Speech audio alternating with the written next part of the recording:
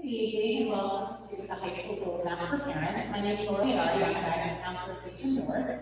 This is Steve Moon. She is a guidance counselor, actually the head of guidance now in St. Jude East. And we're both here tonight just to kind of give you some insight about what the next couple of years for your incoming ninth grader will look like. Because we all believe that if you have a plan in mind, it's a lot easier to navigate, know how to ask questions, and just kind of in general point your child in the right direction. So these are some of the things we're going to talk about. We're going to talk about the high school years, the role of the counselor, academic record and planning, just having an understanding in general of the child's academic record, just some exam stuff related to SAT and ACT, scheduling, and then we'll have some time at the end for questions and answers. In general, we'll just kind of try to give you just an overview, not overwhelm you, because there's so much information out there, and we're just going to give you a snapshot of some of the things to expect over the next couple of years. So these are the breakdown of alphas in both buildings. As you can see, St. Jude North and St. Jude East, these are the different breakdowns for the incoming ninth graders that the counselor will be. So if your child doesn't know who their counselor is or hasn't met them yet, as you can see, this is the alpha breakdown so you know where they can go.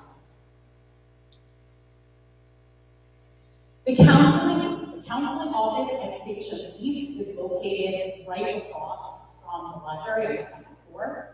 Counseling office at St. Jude North, so you walk right in the octagon, you can make a right, it comes up right on the right hand side. So they're both easy to follow. But it's funny, today I actually had a student who had no idea where the counseling office was. So he had emailed me and I directed him to the office. Sometimes there's things you don't even think about and take it for granted. A student might not even know where to go. So it's good tonight, pass along the information, that's what the office is going to do. And in both cases, teachers have passes in their class that students can fill out if they want to make it their guidance counselor, or they can stop down to the office and fill out a pass, and their guidance counselor will call them in. Yellow passes, and that's one of the ways they can get in touch with their counselor. They can also email their counselor and try to see our students, within a couple of days that the passes are done. These are some very important information. Both buildings have Google Classrooms for the ninth grade. As you can see, most counselors will invite their students to join, and if they have not, this is how you can access the Google Classroom, the Twitter, and the Remind for the ninth grade. And this is very important for your students to have access to, because on the Remind, information is sent out that you might not otherwise be aware of, events, different things for the ninth grade to know about. The Google Classroom has a plethora of information. There's also 10, 11, 12 grade Google Classrooms that their students can access, and there's so much information on there. Also the Twitter, there's just different ways for you to get access to what's going on in the school. So if you haven't already gotten involved in the Google Classroom for guidance, if you're going to use Twitter or the Remind, please do so.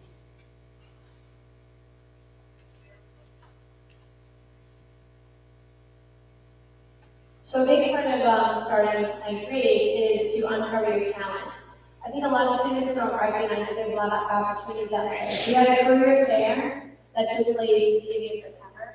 So if your child is not involved in something, I would reach out to the guidance counselor to see if you can get the information that's out there for clubs, if they can join or any upcoming sports that are happening this winter. Obviously, we have a really great music program. There's a lot of opportunities for them too to be a part of the music program, and even like the drama production program as well is a good thing. So getting involved in uncovering your talents is like trying to do things that you normally wouldn't do, tapping into other clubs and activities to like do something different, and helping staying after school, maybe working with your teacher with extra help, and trying to develop a relationship with that teacher. I think that's a big part of it too, learning how to have a relationship and doing things for yourself. Even do the same thing with your guidance counselor, seeking out a class. To maybe meet them earlier on to get more information. Having confidence, I recognize that even as a coach, I coach field hockey and I also do National Honor Society. Confidence is a big thing. So I think you're challenging your child to do more and take steps outside the box. It can be very helpful and beneficial. I know that's hard to do sometimes. Maybe having a meeting, developing a meeting with you, guidance counselor, you and the teacher, and also be helpful if they're struggling to kind of maybe work on their strengths versus their weaknesses. We also sometimes are a little bit more negative, maybe working on their positivity can also be helpful. Maybe they don't realize how good they are at something. So like that's a big positive thing is that have meetings and like I said, developing relationships. reachable goals that comes with meetings and coming with conversations, and maybe like having like a group thing, like I said earlier, like I feel like sometimes we don't actually take the three components of the guidance counselor, the teacher, and the student, and also the parent, having like coming together and making like obtainable goals that can help your child be more successful. That can be a really good thing. Getting organized, I mean, that's something that we all struggle with, and every day is a new day, so like being able to get them organized with maybe using an agenda or having conversations, and like joining the club can also be very helpful with that. With the, getting, information from that club advisor, like just whatever you can do to get involved is really important. I think the involvement is like a huge thing. Asking a lot of questions. We always talk about that, like when we have guidance meetings, I feel like the more questions you ask, the more information you have. Taking notes and being able to like maybe getting like a file folder of like what you think is looking ahead, planning ahead, things that maybe need in the future that you're not really sure about. You don't ask that question. That's not something you're going to be able to have that information. Trying new things. Again, that's a big thing. You're challenging yourself. That has to do with being classes. Maybe you're a routine level student. Maybe the following year you're doing really well. Maybe you would like to go to an honors class or an AP class. Working together with your guidance counselor and your parent and the child as a group, maybe push them a little bit further and give them more confidence to have that like set up that parameters to make them feel more comfortable to step outside the box a little bit. I think that's really, really helpful, and that's where the communication comes in. It's really, really important to do that.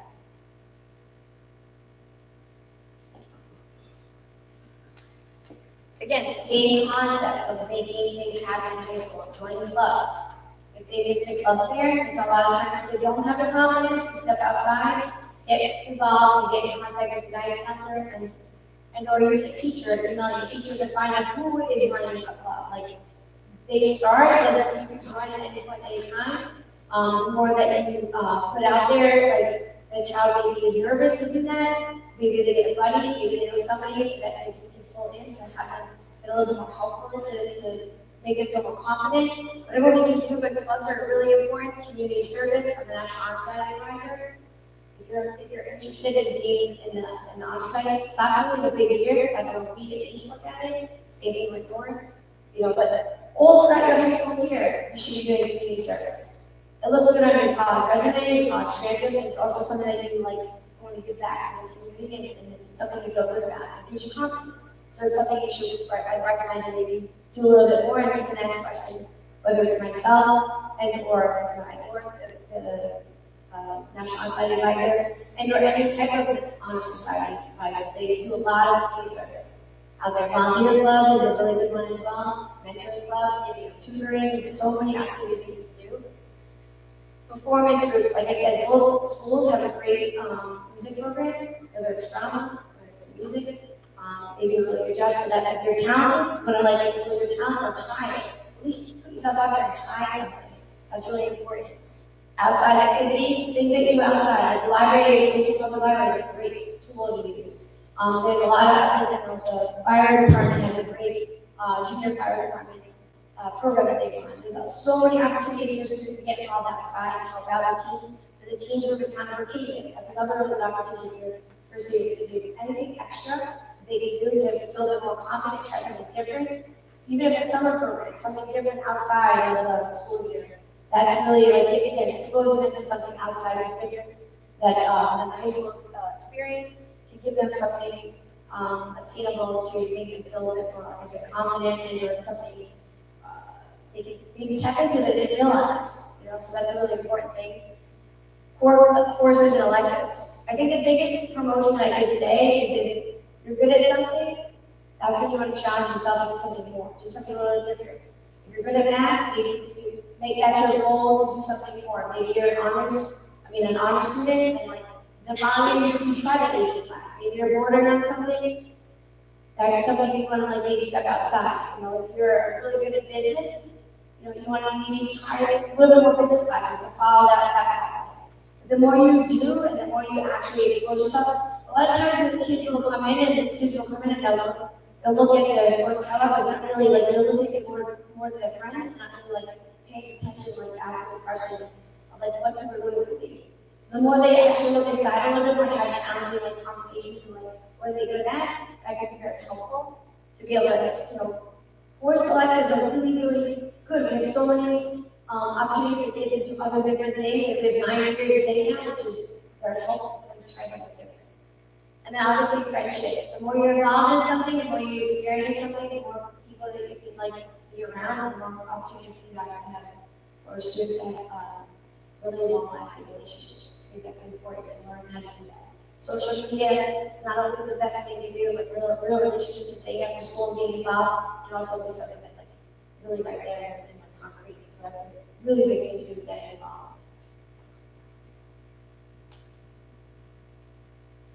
So this is the 9th grade checklist, and you can find one of these checklists for each grade level. These are also located on the Google Classrooms. Everything we're talking about set up on these checklists by month can be something you can access, and you can see things that you can bring up with the counselor. So this is hard to read, but one of the things it says is getting to know your students, having to get to know their counselors. So we try in both buildings to meet with our 9th graders by the end of the first quarter, just so that they can get a sense of who we are, where our office is, and that they can start developing a relationship with us. There are club fairs in the beginning of the year where students can learn about all the different clubs. So if you weren't able to go to the club, all of the club advisors are listed on the website. Certainly you can reach out, find out where the club is located. If you're interested in it, getting involved is really important. So that's something that, as you can see, takes place in September. One of the biggest things I can stress, and there are presentations in the evening that discuss Naviance as well.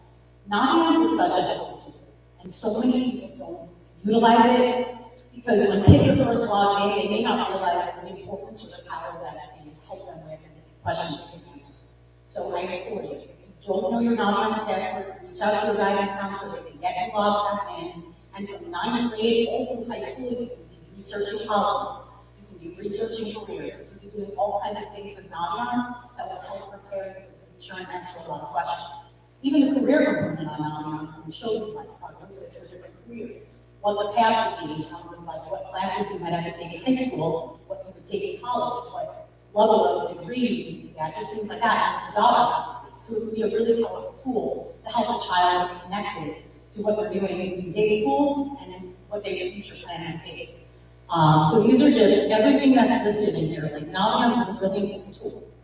Another big thing is, it's really important to understand your academic record. Later on, we're going to show you what senior transfers look like. Everything now counts. It's really important to know that, and to realize that. In middle school, if you fail a class, you don't necessarily have to take it over. You can take it in summer school, but you don't ever take it over. It's not going to end the world. In high school, if you fail a class, you have to take it over, especially needing something. So it counts now. And if you fail a class, it's going to appear failing grade on your transcript, even if you repeat. So you want to make sure that your transcript accurately reflects who you are and what you're capable of, because if you choose to go to college in the future, if you choose to go right into the workforce, if you choose to go a trade route, whatever it is, you want to make sure that the documents represented, this is what I did in high school, accurately reflects who you are and what you're capable of.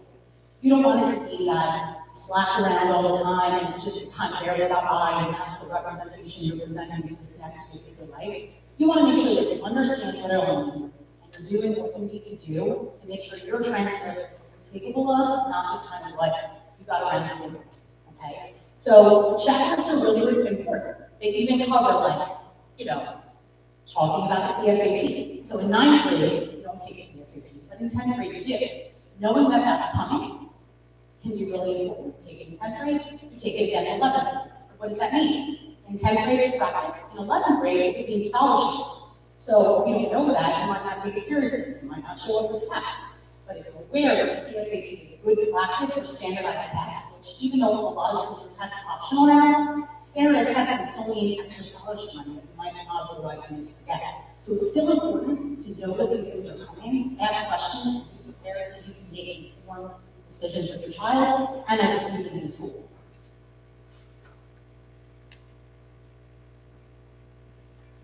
So as Ms. Lane already said, with the Naviance program, as parents, you can also be involved and get on, and I think that's something that is really real important because you can play around with it as well and add colleges or careers into the portal, and they can also be able to see that and be able to actually work together on informational stuff that they can feel a bit more educated on what they really want to do, because they haven't thought of that. So that's a really good thing, being involved in that. So if you need help, you can talk to your guidance counselor about that. They can get you on the non-lines.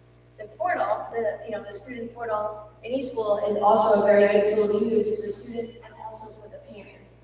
A lot of times students get locked out and they get nervous, they don't know how to get back on. They can come right down to the guidance office, we can give you the directions it's on. If the parents is getting locked out as well, we can do the same thing.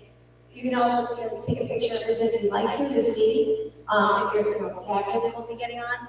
But again, it's very simple, it's very easy, but it's a really good tool to be able to keep up with your child's academic performance on a daily basis, how they're doing in class, what tests they took, what tests they maybe didn't do so well in, homework that they're missing. So it's, we try really hard, the school, teaching the teachers to keep up, keep you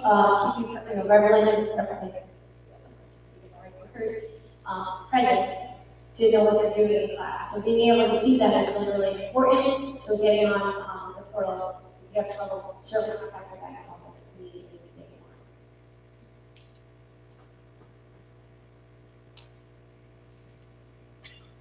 So as I mentioned before, by the end of the first quarter, we'll be looking at counselors present in the 9 graders.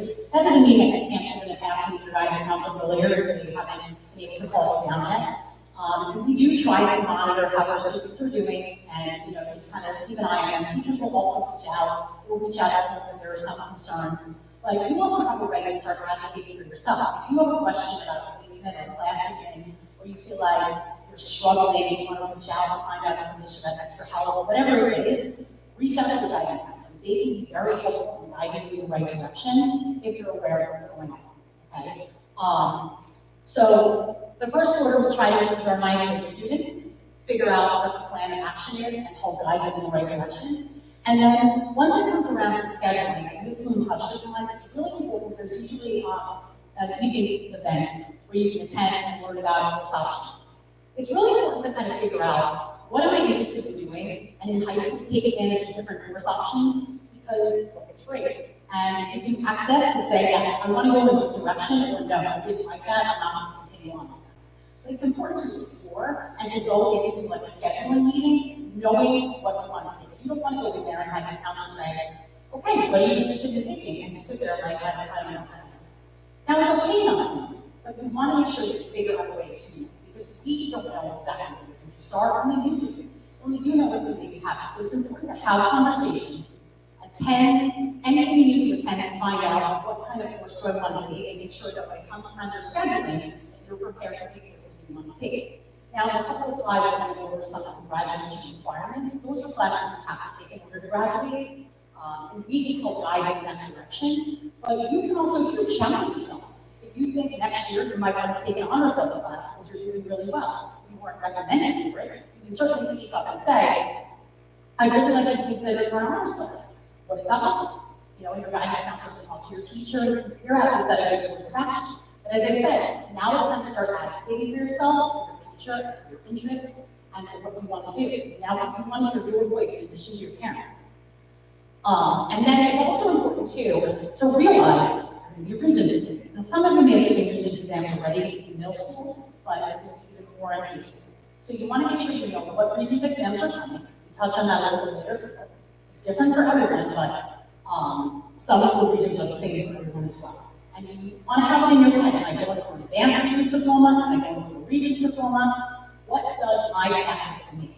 It's also important to know, if I want to go into an engineering program in the future, I need to take Calc. If I don't do that, then that's going to be a problem. So you want to make sure you're having that conversation with your counselor, so you know that you have to continue on with math and higher level math if you want to be an engineer. Some programs may not require it. That's what's important to know. That's why it's so develop a good relationship with your teachers, which is with your counselor, and you start asking and understanding different questions throughout the year so that you know what would happen.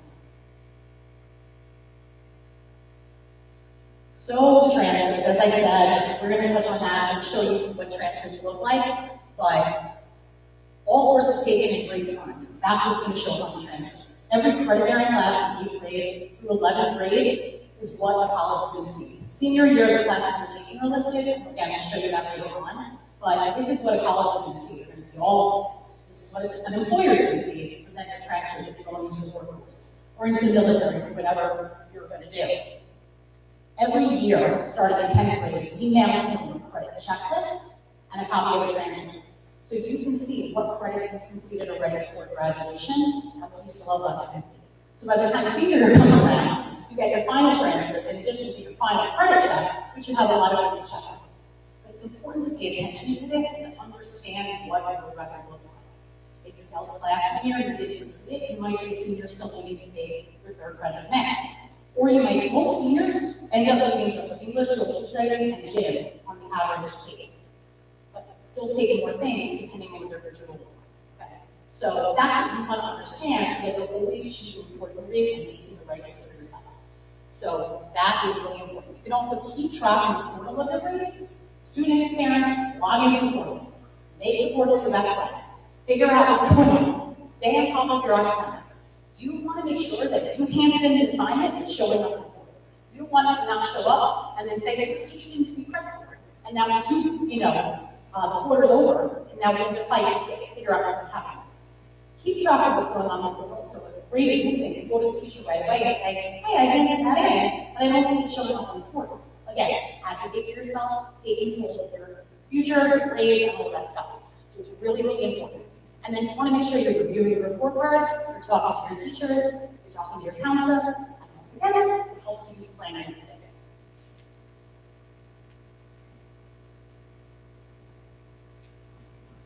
So we talked about graduation requirements. The minimum graduation requirements is 22. Most students are going to get more than that. That you're aiming to get more because, again, now we have a 9-period day, which is super exciting. Some opportunities for kids to take more classes. So with the minimum, again, remember, is English, you have 4 credits. There are 4, 8, 9, 10, 11, 12. That's your English. When you're looking at social studies, you have 4 credits. You have global 9, global 10, or it could be 8, depends on where you're at. Then there's U.S. history or AP American history, and then there's economics or criminal justice or AP economics, depending upon what you are going to go over, what the course of action you're going to do. But there are 4 credits of social studies. Math, 3 credits. Usually it's algebra, geometry, and algebra 2 trig. Those are the 3 that you take. But again, we as a guidance counselor are going to promote you to go on to calculus, pre-calculus, because that's what you really need to do for the college preparation. Again, this is minimum requirement, but we're looking further for that. That's why we want to have more credits than 22. Science, again, 3 credits. Earth science, living environment, and chemistry. And then there's others, there's physics, there's AP Chem, AP Bio, there's other opportunities for students to do more things. And again, if you start in 8th grade, you have more opportunities, more credits, which is important to know. Science, you only need 1 credit Spanish 1. However, if you're looking to go to college, they look at it further than that. They like you have more credits. If you go to Spanish 5, that's going to set you aside differently from other students. And most students only do Spanish 3. So you want to try to do as many as you can, and it's also something that you maybe will help avoid taking in college, or you're more prepared when you go to college to have to take it. So we're going to promote that. The foreign language is really important, but the minimum, because not everybody needs to do it or should be able to do it, or maybe it doesn't fit into the student schedule. But that is what we're looking as far as minimum requirements. PE, you have 2 credits, 0.5 yearly. So each year you have to take exam. That is something that we need to do, and it's a state requirement. Health is 0.5, it's half a credit. Most students take it in their sophomore year. I believe we opened it up to 9th graders. If we needed to do that, that was scheduled for this year. Most take it in their sophomore year. They can always take it in their senior year. You don't have to take it right away. You just have to have that before you graduate. Art and or music, so it's 1 credit for either or. So you can take a studio in art, you're done. You can take a course, you're done. But if you're that student that wants to continue, you can take as many as you need to, but it's 1 or the other, it's not 2. There are other outside of the area. There's design and production 1 and 2, that's an art credit. There's fashion and sewing and housing interior design, that's another credit that can also satisfy the art credit.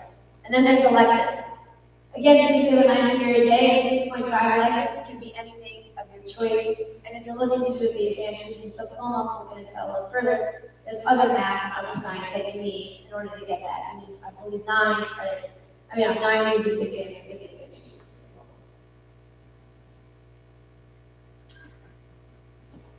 So they're diploma types. There's a Regents diploma, which is 5 Regents exams. English 11, U.S. History, Global 9, a Science, and a Math. Those are the 5 that you use. Okay.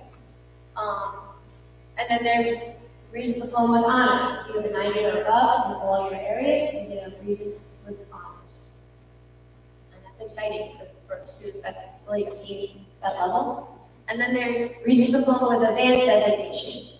Now you're adding in the 5 that I just mentioned. And you're adding geometry, algebra 2 trig, and then okay, so there's 8 of that. So many changes all over us in years. That is definitely how you get the advanced diploma. But there are other components to that too. We talk about Regents diploma versus an advanced diploma. If a student doesn't do well in history, say they don't do well in global 10, they don't prevail, don't pass that. If they pass the second science, that could be a STEM Regents diploma. So there's a lot of pathways that can go that way. So that's why it's really important to sit with guidance center, have a conversation, and see what each your child needs. A lot of times parents listen to other parents, which is fine, it's great, information is power, but it's really, really important to get the information strictly and individually about what your child needs. Because everybody has a different way of learning and a different way of path that they're going to be doing for their future. So again, it's 22 minimum requirements. There is a local diploma, which I forgot to mention. We're in a really great spot right now because we have this special appeal. So most students, if they got between 50 on the Regents diploma to a 64, got a special appeal.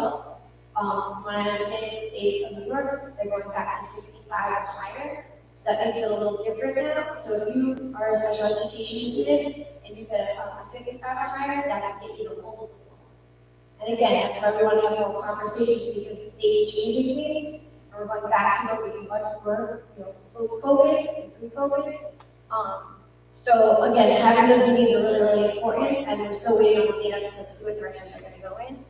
The 22 minimum requirements, and then the exams, like I said, ELA, Math, Science, Social Studies +1, depends upon what we have, and then the Advanced Regents exam is, diploma is a variety of different options depending on kind of what I went over, just because of where your child's at.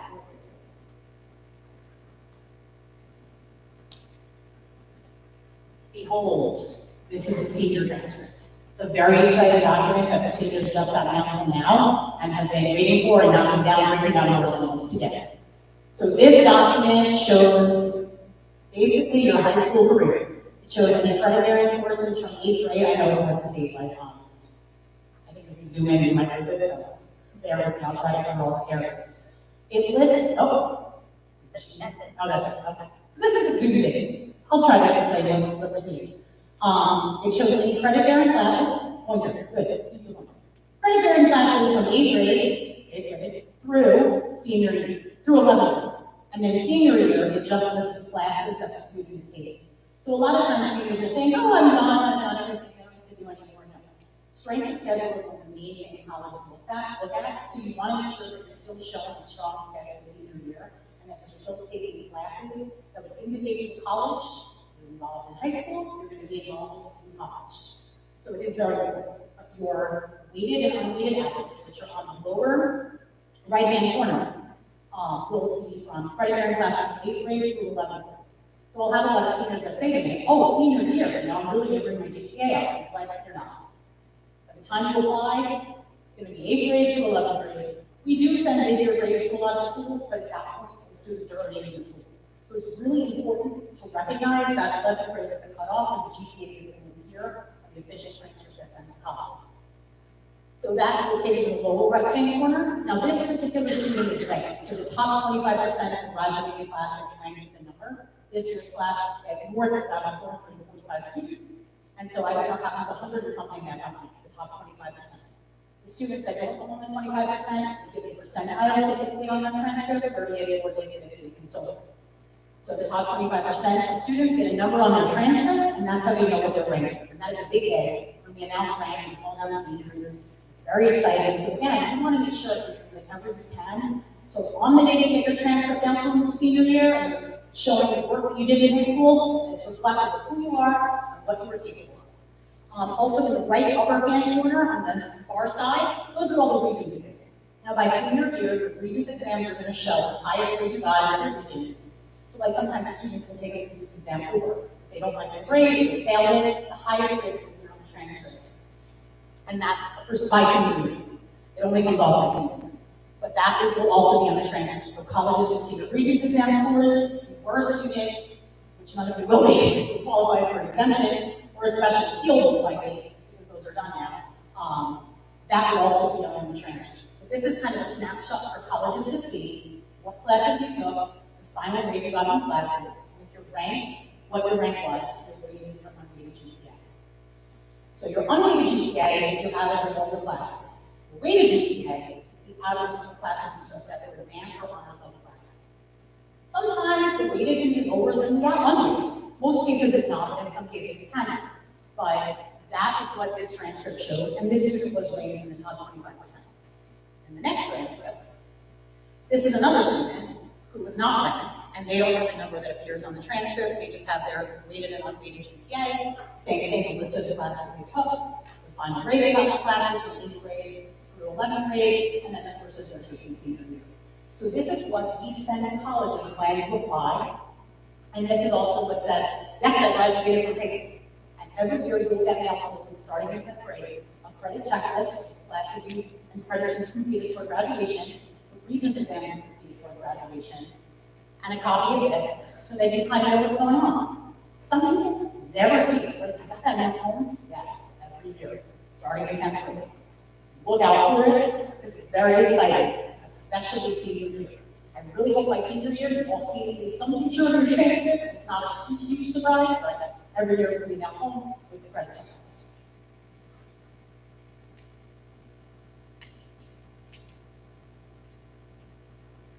This is just a little snapshot of when a student takes the Regents exams. Depends on what the student takes the course. Like if 8th grade now for science is what the students are going to be taking.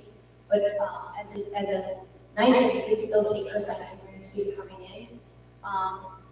Same thing with algebra. Algebra 1, most students are taking it in 8th grade, but they also take it in 9th and 10th. You could be a student that's taking 1A and 1B, you're taking it in 10th grade. It depends on the situation. Living environment, 9th and 10th, most of the students are taking, like they said, in 8th grade. Global history and geography used to be a 2 course, now it's just strictly a 10th grade course, so taking it in 10th grade year.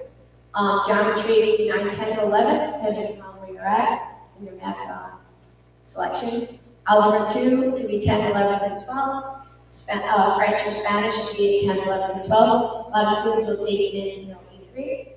And go so they're taking 10th, someone's coming in new, or taking maybe their language, they could be taking it in 10th or 11th, just depending on where they're at.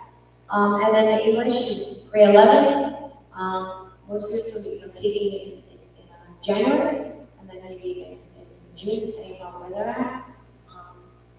US history is 11th grade class. That's when they'll be taking it, and chemistry or physics, again, not necessarily required for their advanced research diploma, but can be used toward the advanced research diploma, and something that the students should be taking if they're taking the course anyway. Stephanie looks really good on the transcript, but that's when they're usually taking chemistry or physics.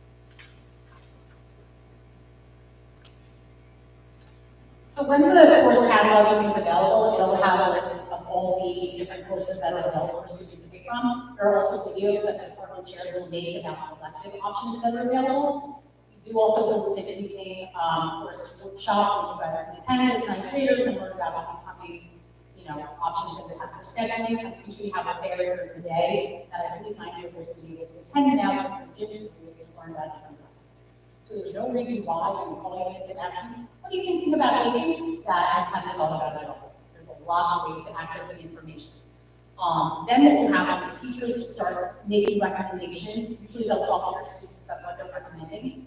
So, you know, if you're in a Regents level class, they might say, hey, would you like to challenge yourself? You can get in honors. But again, as I said before, if they don't, and you want to try an honors level class or a level class, bring that up. Again, advocate for yourself. Because strength schedule is important. So you want to challenge yourself. If you're doing really well, pushing yourself to try one or more things. If it's not right for you, then that's fine. You want to make sure you're exploring that option. If the teacher doesn't bring it up.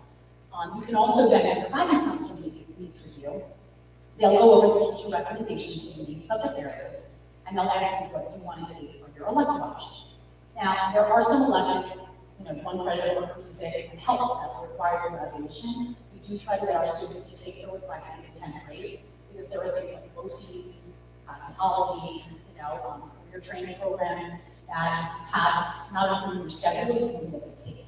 So we try to get that stuff out of the way. We have to take by 10th grade, so that in 11th and 12th grade, you're able to do things like OCs and career training programs and stuff like that. You're able to do if you choose to do that. There's also field trips you can go to learn about OCs options, and some people really, you know, want to do OCs and explore that option as well. Again, having that conversation with your counselor, making sure you know what's coming, that's also really important. And then you want to make sure that your plan is, like I said, to be an engineer. You want to know what does that pathway look like? What do I need to take? We do recommend keeping 5 main subjects in your schedule for as long as you can. Definitely through graduation requirement time, but I do it for all 4 years of high school. Because again, strength of schedule is really important.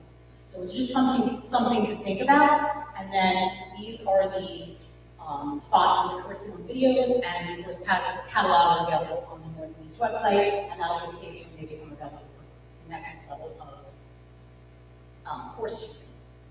And then, as I said, with course selection, teachers will make recommendations, and your guidance counselors will meet with you, go over the recommendations, you can question the recommendations, you know, like I said, if you want to try to challenge yourself with a higher level class, you can bring it up to the counselor, you can reach out to the teacher, it can be a discussion.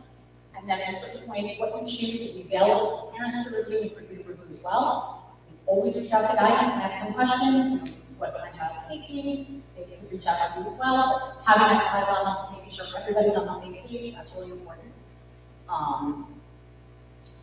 And then the scheduling, once that's over, you're pretty much set to go. You get to review it, and then you have an opportunity to think about your choices. And before the summer, if you really want to make any changes that we need to make.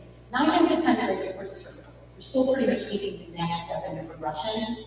But junior and senior year, there are a lot more options, so we really do try to get 9th and 10th graders to take what they need to take it that's required, so then they get what they want junior and senior year.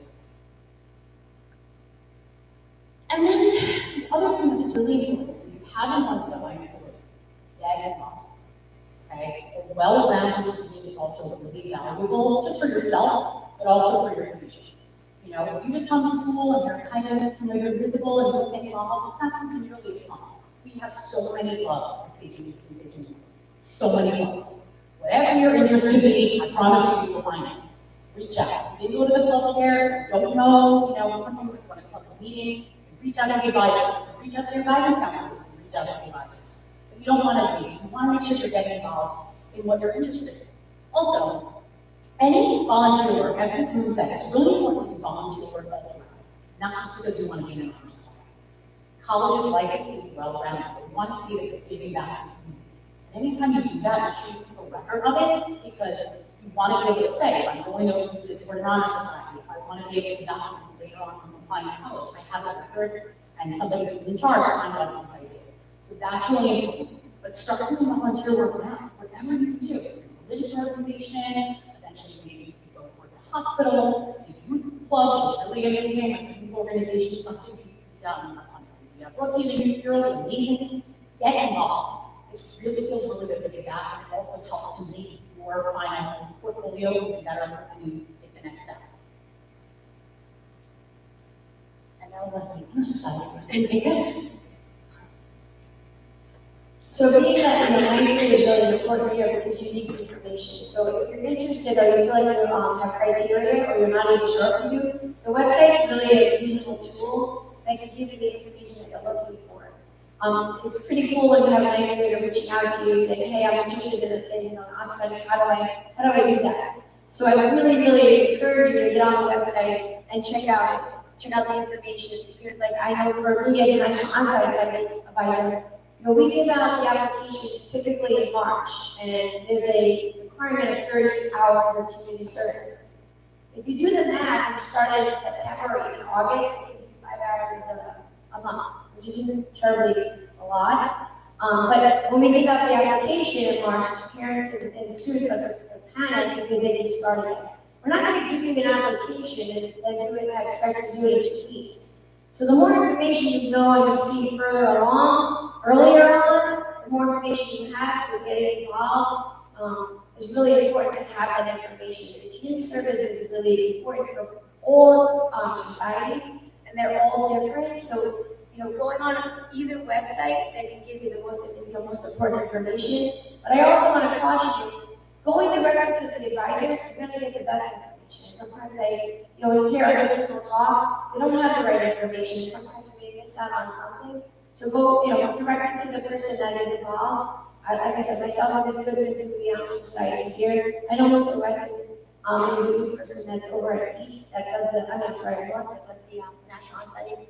But this is important because you want your child to be graduating, the day of the SASH and have all the important things that they need, on graduation day. So get that information and get the right information. So I really encourage you to reach out if you're not 100% sure.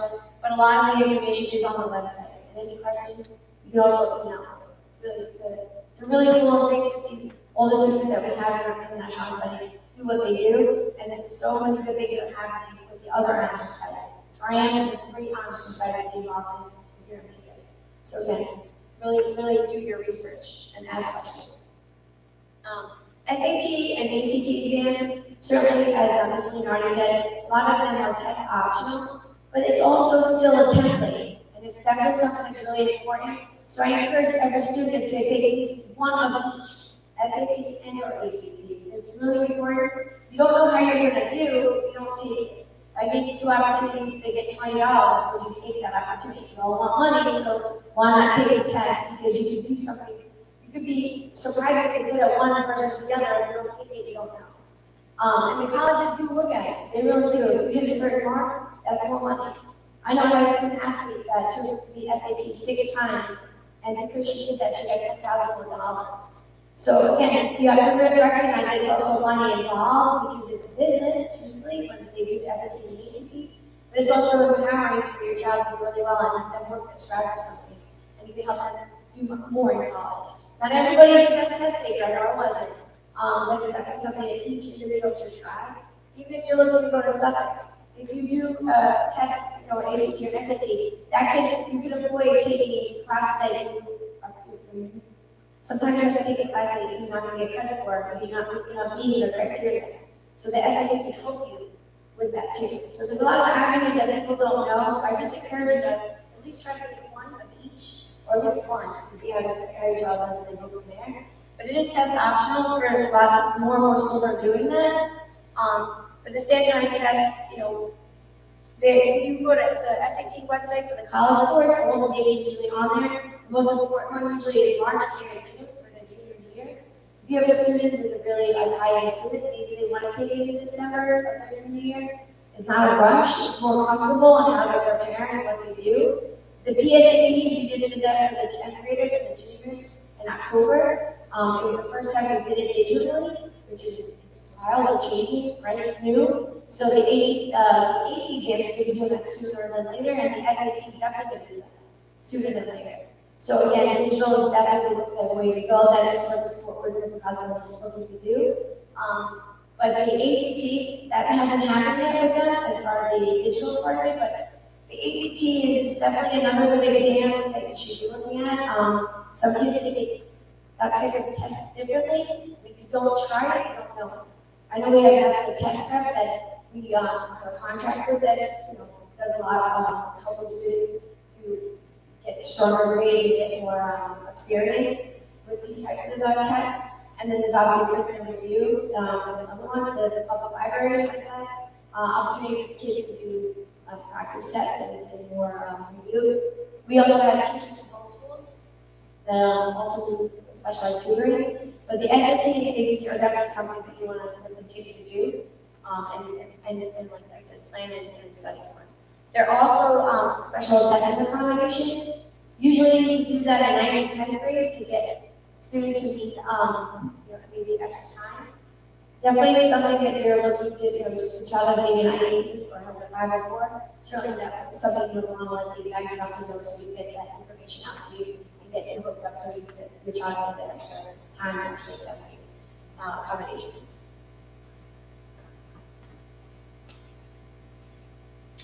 So with the accommodations, I just want to make it known that there's a mailing that we usually be sending home.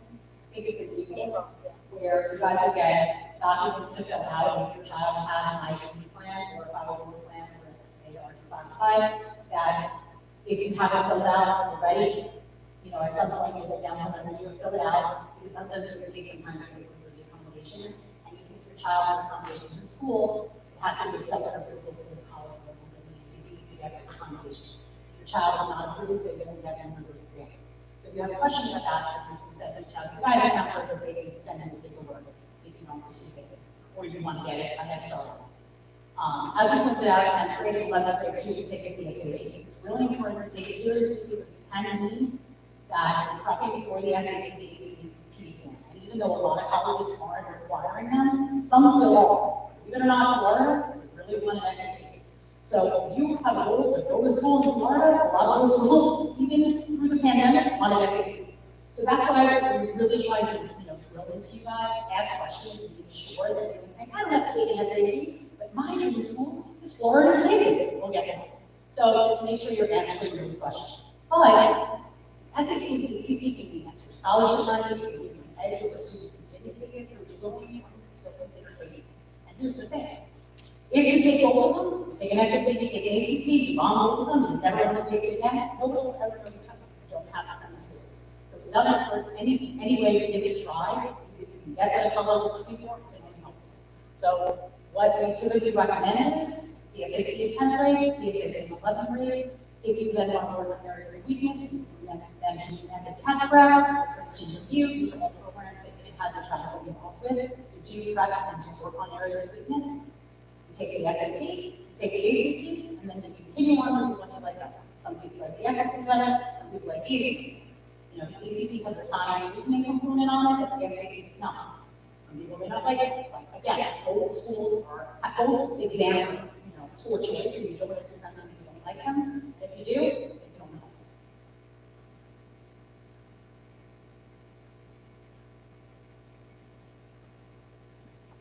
So this is for the students that are athletes that are interested in playing a sport at college. There's Division 1, there's Division 2, and Division 3. I definitely highly recommend that you have that conversation with the counselor early on. There are different requirements for each level of play. Division 1 is the highest, then there's Division 2, and then there's Division 3.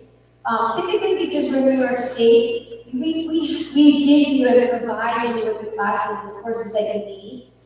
Certainly, if you're a student that maybe struggles or has an EP, that could be a little bit more entailing. So you want to make sure that you definitely have that conversation with the guidance counselor because you have what they call 4 points. You have to meet those 4 points. Like I said, the way that we set up our math and our science, we have 3 credits each, and then our English and our history are 4. So we definitely meet the criteria, but you have to make sure that you're past those classes and you have the right points and your grades. This is basically making sure that the student athlete can go to college and maintain their ability to stay on the team and also do what they need to do in college as students. That's the most important, obviously, aspect of this is to make sure they can stay and do what they're supposed to do academically. The grades are important. The SAT also matters, and there's a rubric. If you have a high GPA, maybe your SAT isn't being strong, but it can determine whether you go to a higher high school or a lower high school based off of your talents. I was an athlete. I went to the University of Connecticut. Actually worked for the athletic department. I was there when the NCAA first started, and I be on the phone. It was crazy. Now everything's online.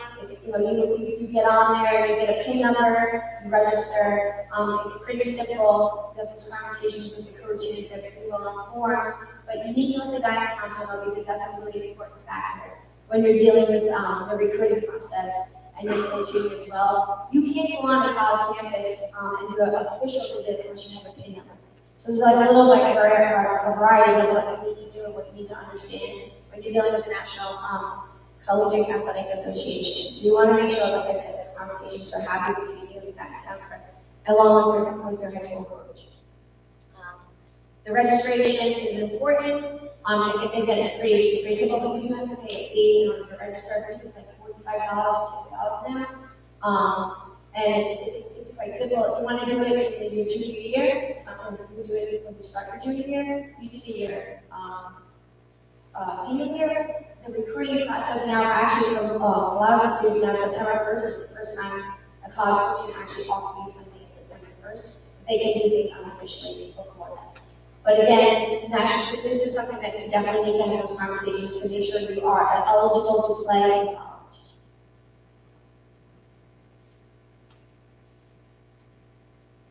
Okay, so we gave you a lot of information, and it can seem very overwhelming, but it's just kind of a snapshot of something to expect. Any questions, you can certainly reach out to the counselor at any point. But these are the main thoughts we want to leave you with. What are your future goals? If you don't know, get to knock out some career searches, start to take some classes in areas that might interest you, start to figure out what you might want to do. What will it take to achieve those goals? If you have that information, it's going to be a lot easier to decide what level of course do I need to take? What do I need to do to challenge myself? What GPA do I need to take that college program or whatever it is? What do I need to do to get into the military? What do I need to do to go into the school system? Whatever it is, that's what you want to start to figure out. Do I pay for college? There are so many unique presentations about FAFSA, which is the financial aid, the college process, the college athletic recruiting. We have so much information out there. Take advantage of it because the more you know, the better you'll be able to plan. What's an effective way to communicate with the teacher? Again, you want to advocate for yourself. You want to ask questions. You want to make sure that you know what's going on with your academic record. If you don't, you're finding out what's going on. You want to make sure you're challenging yourself, that the transcript again reflects who you are. These are all really important things to know. And then same thing, parents have you find out that your child is not about it. Now what performs to you every year, you can also project. Establish communication with teachers, with the guidance counselor. Make sure that you're taking ownership of your future starting now, so that the next 4 years can be really productive. So we hope that we gave you a lot of great information. We'll be here now to answer some questions if you have any, but again, it's a lot of information, we understand that. So if you have any questions, you can always reach out to the counselor. Any questions?